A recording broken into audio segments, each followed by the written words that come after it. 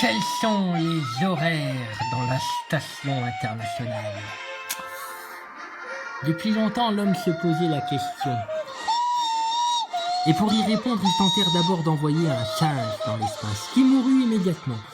Puis ils envoyèrent un chien, qui mourut lui aussi. Puis ils envoyèrent un Neil Armstrong, qui ne mourut pas, et qui donna naissance à plein de petits astronautes, comme Thomas Pesquet, qu'ils ont envoyé dans l'espace pour vérifier l'heure qu'il est dans la station spatiale. C'est très très important pour la compréhension du monde, de savoir où va l'homme, d'où vient l'homme.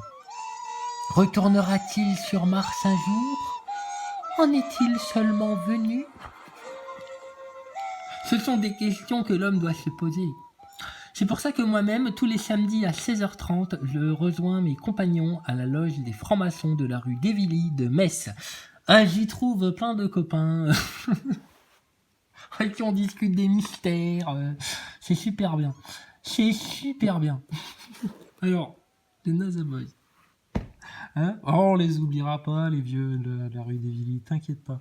Et les jeunes aussi. Ah oui, moi j'ai croisé un jeune qui y va. Comment il s'appelait? Marc. Ça va Marc? Coucou Marc. Ça va la trompette? On va se faire des amis dans le coin, je te promets. Alors quels sont les horaires dans la station internationale? Alors moi j'ai... regarde, question, regarde. Petite réflexion. L'Autruche, viens voir, regarde. Mais arrête, je me fous pas de ta gueule, je suis pas jaloux. Viens voir. Regarde. L'homme, là maintenant, l'homme vaccinus, homo erectus, sapiens, hein, l'homo sapiens, là. Alors regarde, il rêve maintenant d'aller dans les étoiles. Regarde. Mais on peut pas y aller en fait. Il faudrait un pouvoir illimité pour y aller. Donc on ne peut pas y aller. Mais l'homme rêve d'aller conquérir les étoiles, la conquête spatiale, la quéquette spatiale, tous les étoiles, retourner vers les étoiles. Le divin, d'accord? Ça, c'est le déchu. Ça, c'est la mentalité du déchu, justement, qui a été chassé des sphères célestes. Et qui, par haine, par jalousie, par orgueil, a tiré l'homme par les cheveux, comme ça, pour le faire descendre avec. Et l'homme, il s'est tourné vers Dieu et il a dit « Pardon, Seigneur. Pardon. Si je t'avais pas désobéi du tout, j'aurais même pas trébuché. » Donc maintenant, on va assumer et pardon Seigneur. Mais bref, voilà. L'œuvre de Lucifer, de Satan, du déchu, là, tes néphilim et tes trucs là. Donc, et encore, c'est autre chose. Bon, bref. Et alors, ça, et alors là, maintenant, l'homo nasaicus, vaccinus, mascus, intellectualus, scientitus, étoilus, marsus, veut retourner vers les étoiles. L'ascension, le New Age, les maîtres ascensionnés, les races extraterrestres qui vont venir nous sauver, les Pléiades, les trucs et les machins, le cosmos, des êtres venus d'ailleurs. Il y en a des bons et il y en a des gentils. C'est comme en politique alors. Il y a des bons et il y a des gentils, il y a des ça va quoi. On peut s'en contenter alors. Bon alors laissons-les venir, les extraterrestres, les petits E.T. et compagnie, hein, les grands blonds. Et quoi, les humites aussi? Oui, bien sûr. Donc, quand tu veux parler de cette histoire-là, de manipulation autour des extraterrestres, etc., c'est tout vu en fait. Il n'y a pas à pas. Et espace, outer space, extra-atmosphère, d'autres planètes, d'autres bouboules un peu partout, etc. Non. Des univers, ouais. Des univers. Des dimensions. Des dimensions.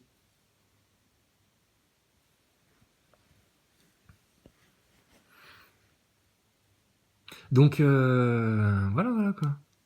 Alors pourquoi retourner vers les étoiles, retourner chercher ça plutôt que Dieu?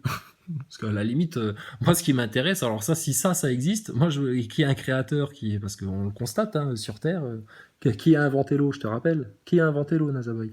Donc bon, moi je veux savoir alors qui a créé ça là, les belles étoiles qu'on peut voir comme ça là, dans des déserts où il n'y a pas de pollution lumineuse. C'est vrai que waouh, il y a des myriades d'étoiles en fait. Mais quand on est dans l'espace, on ne peut pas les voir. Quand on est sur la Lune, on ne peut pas les voir. C'est quand même étrange, ça. Alors, ah, ça c'est rien, c'est une vidéo qui vient d'arriver par la poste. Alors, hop, et... Donc, tu vois ce délire-là. Les déchus, la NASA, nazi, sataniste, machin, veut retourner vers les étoiles. Tu comprends le truc? L'homme du cosmos, l'homme de demain, l'Adam Cadmion des francs-maçons, leur délire humaniste, l'humain, c'est l'humain. Avant Dieu, c'est l'humain. D'abord, il n'y a pas de Dieu, de trucs, on verra. On va discuter l'humain. Moi, là, l'humain. Non. Dieu premier servi. Allah avant toute chose. Tous au service du trône. C'est le Tout-Puissant qui aura le dernier mot. Donc c'est Dieu au centre. D'accord? C'est pas ton soleil au centre de l'univers. C'est la terre. C'est Dieu. C'est le Créateur. C'est l'unique. Qui aime l'homme plus que toutes ses créatures. Donc tu vois le changement de paradigme que c'est le platisme quand c'est bien intégré, bien compris. Et alors le firmament, oui, alors le firmament, oui, mais le firmament il appartient à Dieu. Oui, alors j'ai acheté une étoile. Si, ça existe ça. Des mecs ils ont acheté des étoiles. Alors l'étoile là elle m'appartient et je lui ai donné le nom de KR2ZZKX24 en référence au prénom de la deuxième fille d'Elon Musk. Parce qu'il a appelé ses filles avec des numéros, ce mec-là, un taré. Bref. Et donc voilà, on achète des étoiles, hein, bonjour. Tu peux t'acheter des étoiles. Hein. Ouais, tu peux t'acheter l'eau du bain d'une youtubeuse, tu peux tout faire.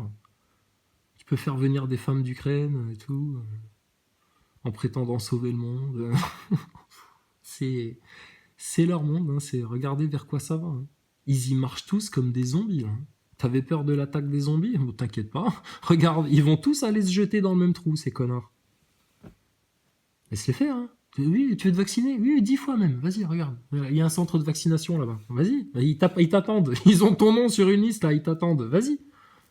Voilà. Tu te sens malade? Bah, va faire un test PCR tout de suite. Mais cours, putain, à la pharmacie, cours là. Il est 8h là. Ça se trouve, t'as de la chance, il n'y a personne là-bas. Qu'est-ce qui se passe? Tu fais une embolie pulmonaire, tu vas aller aux urgences? Ouais, bon, franchement, ça vaut même pas le temps que je t'amène ou que j'appelle le SAMU, parce que de toute façon, là-bas, tu vas attendre 10 heures, tu vas crever par terre. Alors, franchement, même pas je vais me fatiguer à appeler quelqu'un. Prie le Seigneur de te pardonner tes péchés. Allez, je vais rester avec toi jusqu'à ton dernier souffle. Ça va? Respire, enfin, essaye. Non, mais il faut rigoler, hein, parce que c'est grave. Hein. Ah, il est beau le monde qu'ils vous ont imaginé. Et nous, juste parce qu'au passage, on vous éclate votre NASA et votre station spatiale, parce que c'est de la fraude en fait. Alors ça, nous, ce qu'on a à vous donner, vous en voulez pas. Bah, vous êtes bien bêtes. Vous êtes bien bêtes, les ingrats. Bon, alors, ça nous dit pas quelle heure il est dans la station spatiale. Quelle heure qu'il est? Si tu veux, en 1h30, donc des couchers, des levées de soleil, jour. On fait le tour de la Terre, si tu veux, en 1h30, donc des couchers, des levées de soleil, jour, nuit, on a... Le temps qui passe. Alors ça, c'était amusant à faire aussi dans les délires platistes globistes. C'était la rotation de la Terre en combien de jours? 365 jours, un quart, compter le truc en secondes, en heures. Enfin, il y avait tous des trucs comme ça qui permettaient de se poser des bonnes questions. Alors, on viendra les présenter, ces trucs-là, c'est intéressant. Et voilà, quoi. Et bon, bref, donc là aussi, il y a des choses franchement à creuser, ce truc-là. Nous, on dit juste à creuser. Ça, ce sujet-là, du nombre d'orbites en 24 heures, le jour solaire, tout ça, franchement, c'est intéressant. Et puis, les platistes, eux, il y a des ils connaissent tous les sujets-là, là. Les globistes n'ont jamais voulu ils sont toujours restés en surface. Le pire danger pour un globiste, c'est de venir sur un sujet précis, détroit de Bering, cette histoire d'horaire, de fuseau horaire et tout ça, tout ce délire-là, de venir sur ces points précis-là et de creuser avec nous. Et maintenant, viens faire la maïotique. Alors, si ça égale ça, donc ça égale ça, d'accord. Donc, si ça plus ça fait ça, ça égale ça, d'accord. Et tout le chemin de déduction-là, et là, tu te dis, alors, tu vois bien qu'il y a un bug, là. Tu vois bien qu'on est comme des comptables là de tous vos lois, tous vos trucs juridiques, vos machins, vos lois de la science et tout. Puis on fait comme ça, tu vois, un déroulement logique. On dit oui mais là ça va pas avec ça. Et là il y a un bug là en fait. Avec ton histoire de globe, de tout ce qu'il te raconte, de fuseau horaire, etc. C'est pareil. Mais attends, c'est pas fini. T'es que à la fin de l'entrée de la pesquenade. Ah, attends, c'est la soirée du pesquet. Oh, t'en as pour tout le week-end. Regarde, en plus, on l'a rien que pour nous. Il est presque un peu défoncé. Regarde. Allez, Thomas. Alors, qu'est-ce que tu nous racontais? Les horaires. Ah oui.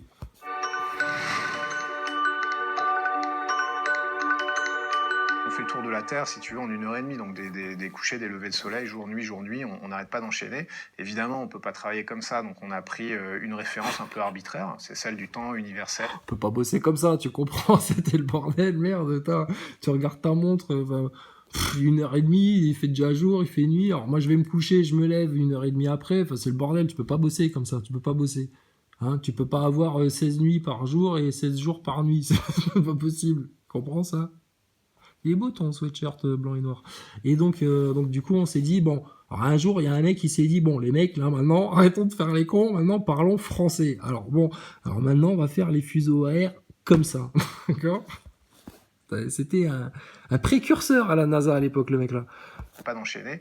Évidemment, on peut Un pas certain travailler comme ça, Greenwich. donc on a pris une référence un peu arbitraire. C'est celle du temps universel, méridien de Greenwich. On se cale dessus. Tous les jours, le matin, quand on se lève, on allume les lumières. Enfin, le premier qui se lève allume les lumières. Le premier qui se lève, tu sais. Ah bon. Vous vous levez pas tous à la même heure, en fait. Il y en a un qui se lève à 6h, l'autre, lui, il tarde un peu, 6h15. D'accord. Ah, donc vous allez faire pipi chacun à votre tour, en fait, le matin. Il y a un ordre, en fait. Les premiers seront les derniers, le du lendemain matin, etc. Comment ça se passe précisément? Nous, ça nous intéresse tout ça, Thomas.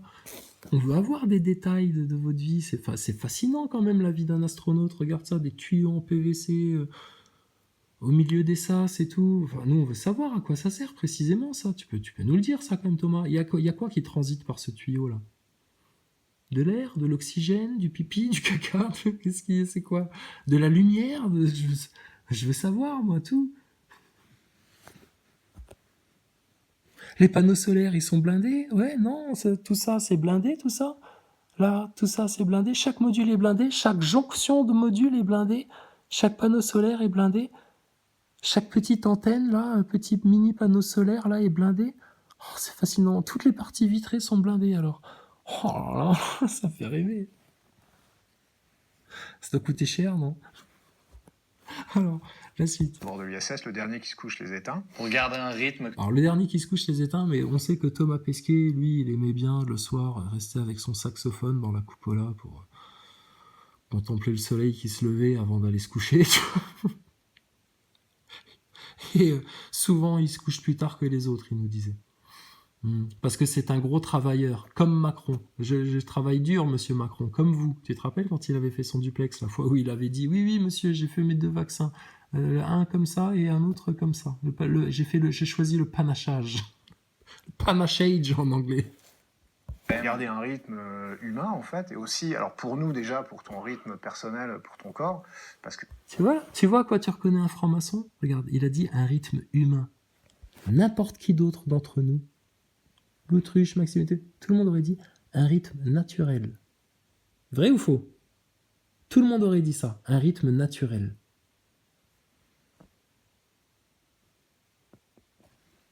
Un rythme humain. Non, c'est pas l'homme qui a décidé que le matin le soleil se lève et le soir le soleil se couche. C'est pas l'homme qui a mis la lune dans le ciel, c'est pas l'homme qui a mis le soleil dans le jour. C'est pas l'homme qui a décidé que le feu ce sera très chaud.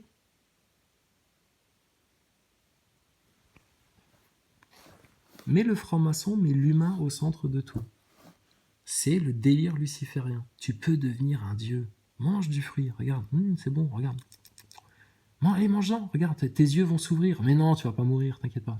Regarde, hop, ils ont dit que tu devais pas en manger parce qu'ils ont peur que tu deviennes comme eux. Là. Regarde, tu vas devenir comme les anges, comme Dieu, comme... Oh là, regarde, tes yeux vont s'ouvrir. Vas-y, mange-en, c'est bon. Hein. Voilà, maintenant t'es à poil, tu vas avoir froid, tu vas avoir faim, tu vas accoucher dans la douleur. Et puis, tu me diras merci à la fin des temps. Hein, voilà. Ça, c'est Satan, ça. Satan avec Ève. Et après, c'est les croyants qui sont machistes, misogynes, etc. Non, rappelle-toi l'article hier là, dont on parlait sur Thomas Pesquet et la franc-maçonnerie. Ce vieux mouvement sectaire et machiste qu'est la franc-maçonnerie. C'est vrai, ça. Oui, mais on a des loges de femmes, etc. Oui, oui, justement, vous avez un female quotient, comme à Davos, les francs-maçons. Un female quotient. Et t'inquiète pas, non, on n'est pas raciste, regarde, on a des noirs là-bas, en bas de la cave, là. Oui, oui, ils sont avec nous, ils font leur réunion de francs-maçons pareil. Ouais, faites vos rituels, voilà. Ouh, ouh, ouh, ouh. Voilà, c'est bien les Zoulous. Allez, ta gueule. Ah, tu vois, on a des noirs, donc on est inclusif. Bon, allez, hop. Les frères blancs, venez ici maintenant, venez entre francs-maçons, là. Voilà. Oui, oui, toi, allez, il m'emmerde, Mfoudi, viens voilà, là, toi, fais là, tu vas aller au Congo, tu vas faire la loge des francs-maçons au Congo. On va tuer le président là pour toi là, tu vois, assassinat, tout le monde là. Et toi, tu vas être président comme ça. Pétrole, rubis, tout là, t'as pas cher pour nous là. Mais si, c'est légal, on va faire ça légal nous. Pas de problème. Ah, t'inquiète, ils parlent toutes les langues. Ah, les pays sont des hôtels pour ces gens-là. Qu'est-ce qu'il y a Thomas? Tu veux nous faire visiter ta chambre d'hôtel? Oui, on arrive. On parlait d'autre chose, excuse-nous. Si, alors pour nous déjà, pour ton rythme personnel, pour ton corps, parce qu'on a évolué comme ça, on est branché comme ça dans notre cerveau, mais aussi pour... Alors, question d'enfant. Monsieur quoi encore? Putain, ces gosses de platistes, qu'est-ce qu'ils ont comme question à poser? C'est incroyable. Et mais en fait, on vous pose des questions pour vous apporter des réponses. Bon, bref. Alors, monsieur... pourquoi? De quoi, pourquoi quoi? Bah pourquoi ça? Parce qu'on a évolué comme ça, on est branché comme ça dans notre cerveau, mais aussi pour... Voilà, pourquoi on est branché comme ça dans notre cerveau? Que quand le jour se lève, on est debout. Que quand le jour se couche, pourquoi on est diurne? Pourquoi l'humain est diurne? Ah, bah ça vient de l'évolution, parce que, tu vois, la nuit, on dormait tous les chats sont gris. L'homme était un singe avant. Oui, rappelle-toi. Donc c'est pour ça. Ah d'accord. Et si l'homme avait été une chauve-souris avant, alors on aurait vécu la nuit? Et pourquoi c'est pas les chauves-souris qui ont évolué pour devenir des humanoïdes comme nous? Parce que le singe c'était plus facile, il avait déjà 2 bras, 2 jambes, etc. Mais pourquoi le singe il a eu 2 bras, 2 jambes et pas d'autres animaux comme ça? C'est ça, le pourquoi qui tue. C'est le pourquoi qui te permet de remonter toujours à la source, et puis à la fin tu dis parce que je ne sais pas. Voilà, l'homme ne sait pas en fait. C'est Dieu qui sait. C'est le Seigneur qui sait. C'est le Tout-Puissant. L'homme ne sait pas. Allah est le seul savant. Tu dors Thomas? Qu'est-ce qui t'arrive? Allez hop, réveille-toi là. Pour travailler de manière cohérente avec les équipes au sol. Forcément. Attends, il manquerait plus qu'il y ait quelque chose de pas cohérent dans la station spatiale. Attends, on serait dans la merde là quand même. Alors, quelle recherche fait-on au sein de la station spatiale? Oui, quand même, vous faites des recherches ou pas? Alors, il y a de tout. On fait de la médecine, recherche sur les matériaux, fusion de métaux. Du blob aussi, pas mal de blob ces derniers temps, ça plaît beaucoup aux enfants, puis ça nous permet de faire un lien avec les programmes scolaires dans les écoles, élève ton blob, nourris ton blob, vaccine ton blob, voilà, toutes les sauces, le blob, et donc ça, et puis aussi, surtout, on fait quand même pas mal de programmes de recherche, alors beaucoup en physiologie, et puis surtout pour développer les vaccins de demain, car c'est dans la station spatiale que le café d'aujourd'hui devient le café de demain. Bon, ça c'est le gimmick habituel. Alors. On va en parler un petit peu plus, c'est un peu le but de la station spatiale, c'est un des 2 buts de la station spatiale. Ah oui, aller sur Mars. Donc une expérience de physiologie où t'es le cobaye, donc c'est un de tes camarades qui va te faire des prises de sang, où tu cours sur le tapis rouge. Monsieur Thomas Pesquet, encore, putain, encore c'est... Non, moi je suis globiste, monsieur, fils de Nazaboy, première dan. Monsieur, là, ce que vous avez dit là, moi aussi, moi comme vous. Où t'es le cobaye. Voilà, moi aussi, ça. Moi aussi, je suis le cobaye. Moi aussi, comme vous, j'ai fait 49 tests de PCR. Ah, dans la narine, dans le cul, partout. J'adore ça. Et je me sens rassuré. Et quand ils me disent que je suis positif, je me sens c'est comme si je faisais un don pour les réfugiés de l'Ukraine. Je me sens participer à un truc. Je me sens exister dans une communauté française de la République des droits de l'homme. Je me sens presque le droit d'aimer les garçons. Je me sens bien dans ma République. Donc bref, moi, comme vous, monsieur Pesquet, j'ai été un cobaye. 4 doses. Comme les 4 fantastiques. Comme les 4 doigts de la main. Mais super. Pardon, monsieur Thomas Pesquet. Je vous aime beaucoup. Vous me signerez un autographe à la fin de l'interview? Merci beaucoup. On pourra faire une photo. Allez-y, je vous laisse poursuivre. De la station spatiale. Donc une expérience de Thomas Pesquet de la station spatiale. Physiologie. Donc c'est un un de tes camarades qui va te faire des prises de sang, ou tu cours sur le tapis roulant avec des électrodes sur la tête, où on mesure tout un tas de constantes de ton corps. Ça peut être un peu n'importe quoi. Ça peut être un peu n'importe quoi. C'est ça l'avantage.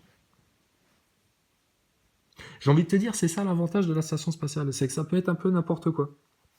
Comme ça, le mec, il peut te parler d'aéronautique en même temps qu'il te parle de propulseurs, de systèmes informatiques avec des petits robots d'intelligence artificielle qui leur permettent de faire des expériences sur différentes fusions de matériaux, avec des éléments réfrigérés qui vont leur permettre de faire pousser de la salade, parce qu'on fait aussi des expériences sur le sang, de la physiologie, donc quand on court, des capteurs partout pour mesurer tout, etc. On peut les voir, les données, monsieur ? C'est pas militaire, on peut voir ce que ça fait, vas-y. Ça fait des années que vous faites ça, vous n'avez pas mesuré encore ? Et nous, on a vu d'autres reportages sur le spatial, où on a vu les équipes médicales au sol, etc., qui font des recherches au sol, notamment dans des baignoires sèches, monsieur Pesquet. Des baignoires sèches, oui. Ça aussi a creusé, les baignoires sèches. Et donc, les effets de l'impesanteur sur le corps humain... Ils doivent se gratter la tête, à vous voir faire les singes au bout de vos câbles, de vos perchoirs, là, pour la tête à l'envers, comme ça, quoi. Donc debout, en fait, pour nous expliquer que, en fait, ça se passe très, très, très, très, très, très bien en apesanteur, à tel point qu'on fait les clowns et tout. Alors que sur Terre, ils se demandent comment vos artères ne se dilatent pas, comment ça se passe, en fait. Qu'est-ce qui vous arrive, les astronautes ? Vous êtes un mystère. Ça fait 50 ans que ça dure. Ils sont pas un peu cons, ces blouses blanches là? Mais si, je crois qu'ils sont un peu cons comme les blouses blanches qui ont été prescrire des picouzes et des conneries et des machins. Comme quoi, Comme quoi. Ou physique des matériaux, on a des installations de recherche partout dans la station spatiale, avec des microscopes, des centrifugeuses, des congélateurs. Des centrifugeuses, ok. Pardon, excuse-moi, j'ai rien dit. Alors des rouleaux de scotch aussi. Des rouleaux de scotch. Alors du câble. Ça, si tu veux dérouler du câble. Alors tiens, regarde, ça c'est la première fois qu'on le voit, ça. Une pelle pour ramasser les crottes du chat dans la litière. Où est Charlie? Donc il y a plein d'incohérences partout. Pourquoi autant de câbles, etc. Pour complexifier le décor, pour que tu te dises, waouh, les trucs de... Ah ouais, non, ça a l'air compliqué, il y a plein de tuyaux partout. Et t'abandonnes direct. Voilà, ça c'est le meilleur des camouflages, ça. Parce que sinon, si t'es astronaute et que tu bosses à la NASA, tu n'enroules pas des câbles comme ça. Non, t'as des câbles télescopiques, en fait. Allez, bam. Et donc, pour bien se foutre de votre gueule, en fait, la tête à l'envers, mais en fait, la tête à l'endroit, t'inquiète pas, ce mec-là, il t'enfile des lunettes de réalité virtuelle pour voir comment ça marche dans l'espace en apesanteur. Oh, putain. Pourquoi c'est important? C'est pour faire quoi? Pour envoyer un jour des drones télécommandés d'intelligence artificielle, etc. Mais ça fait 15 ans que vous devriez être capable de le faire, en fait. Mais on sait très bien que vous envoyez des humains et que vous faites participer les humains à ça pour que l'humain sur Terre se projette et puis que les consciences participent et financent et se fassent piéger dans cette jolie attraction Walt Disney en 3D. Ça va, Mickey? T'es bien là? Daft Punk. Ah oui. Alors, on se met dans des conditions qu'on ne peut pas reproduire sur Terre, justement les conditions d'impesanteur, mais pas seulement, on a aussi des conditions. Alors, on ne peut pas les reproduire sur Terre, sauf dans une baignoire sèche. Et sous d'autres conditions, on le sait, notamment un avion 0G. Mais en permanence, je sais pas. Vous auriez pas découvert que les lois magnétiques permettaient justement de faire de l'antigravité, comme vous appelez ça? Grebenikov, tu connais Thomas Pesquet? Grebenikov, ça te dit quelque chose? De radiation, etc., qu'on peut pas vraiment reproduire. Les radiations. Ah bon, des radiations qui viennent de quoi? Du soleil, du rayonnement solaire, des radiations. Vous prenez des radiations dans la station? Bien sûr, bien sûr, puisqu'ils ont un blindage pour se protéger, ils en prennent. C'est comme le vaccin, puisque tu as un vaccin, c'est pour ça que tu tombes malade. Sur Terre, pour avoir accès à des choses qui sur Terre sont inaccessibles scientifiquement et faire des découvertes. Après, on renvoie les résultats dans les laboratoires. Regarde, alors ça, c'est du blabla d'élèves de 3e, ça. Écoute ça. Conditions d'impesanteur, mais pas seulement. On se met dans des conditions qu'on ne peut pas reproduire sur Terre, justement, les conditions d'impesanteur, mais pas seulement. On a aussi des conditions de radiation. Pas seulement, tu te rends compte, on a la chance d'avoir des radiations. Etc., qu'on ne peut pas vraiment reproduire sur Terre pour avoir accès. On ne peut pas reproduire les radiations sur Terre, tu m'en diras tant. des choses, conditions d'impesanteur, mais pas seulement. On a aussi des conditions de radiation, etc., qu'on ne peut pas vraiment reproduire sur Terre, pour avoir accès à des choses qui sur Terre sont inaccessibles. Pour avoir accès à des choses qui sur Terre sont inaccessibles. Ouais, bien sûr. Ouais. Et quoi d'autre? Scientifiquement, et faire des découvertes à des choses qui sur Terre sont inaccessibles scientifiquement, et faire des découvertes, après on renvoie les résultats. Et faire des découvertes et après on renvoie les résultats. Il a quel âge, votre Thomas Pesquet là? Il est vraiment astronaute, ce mec-là? Bon, tu vois, ça c'est le blabla, tu vois.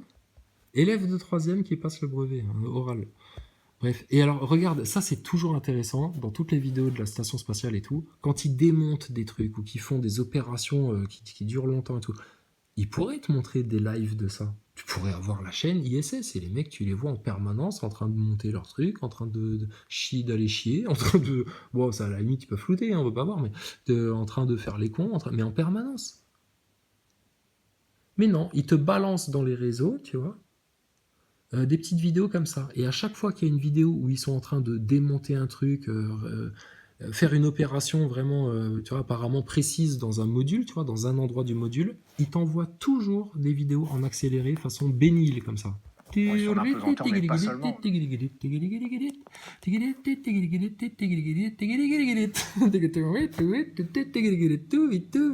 Pour pas que ça se voit. Alors, donc du coup, ben ouais, pour pas que ça se voit. Alors, on va se passer ça au ralenti. Oh putain, ils sont chiants ces trucs-là. Pardon. On en était où? Là, alors attends. On y est presque. Ça revient. Voilà.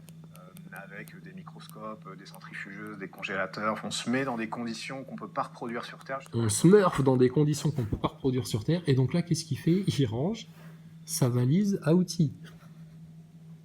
Je pense qu'il fait ça. C'est la valise de toilette, ça, la valise bleue, non? Attends, je vais ralentir. Voilà, alors on ralentit. Voilà, donc c'est une valise de rangement. Est-ce qu'il pourrait pas en même temps expliquer ce qu'il fait, Thomas? Parce que c'est trop facile les vidéos en accéléré comme ça.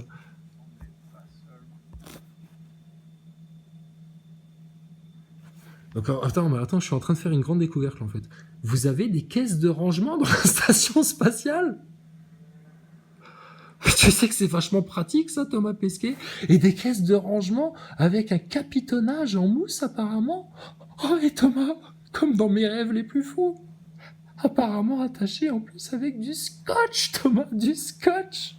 Oh, on se croirait dans la R5 de mon beau-frère dans les années 80. C'est formidable. Alors, écoute, donc vous avez des caisses de rangement dans la station. Bah alors, moi, la question, donc maintenant, alors, pourquoi les appareils photo collés au mur un peu partout dans les modules? Pourquoi ça traîne? Pourquoi plein de trucs ne sont pas rangés? Pourquoi autant de rouleaux de scotch? Pourquoi pas plus de rangement?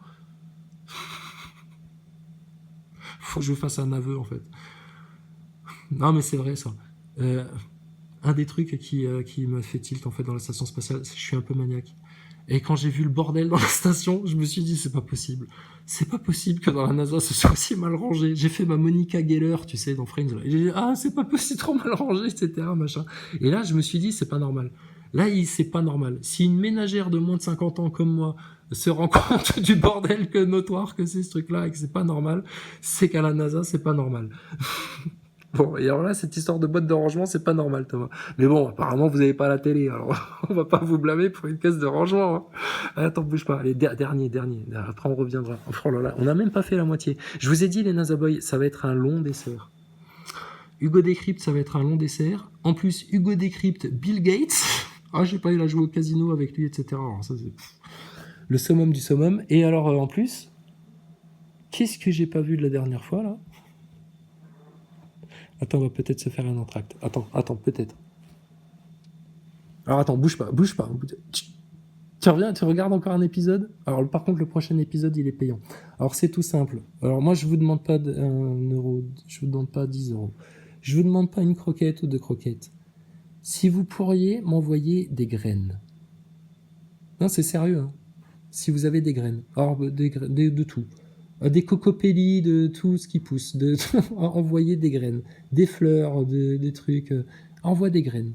Et pas des OGM, hein, pas des trucs trafiqués, etc. Envoie-moi des bonnes graines, d'accord? Tu m'envoies des bonnes graines, tu montres pas de blanche que t'es un mec sincère et sûr, et tu m'envoies des graines, d'accord? On va se faire un échange de graines, de semences. Voilà, ça marche. Bon alors c'est ça. Alors Bill Gates l'interview, la grosse interview. Et alors attends, et c'était ça l'autre truc? Tomate pastèque, il était où lui? Ah oui, c'était ça. Alors c'était ça.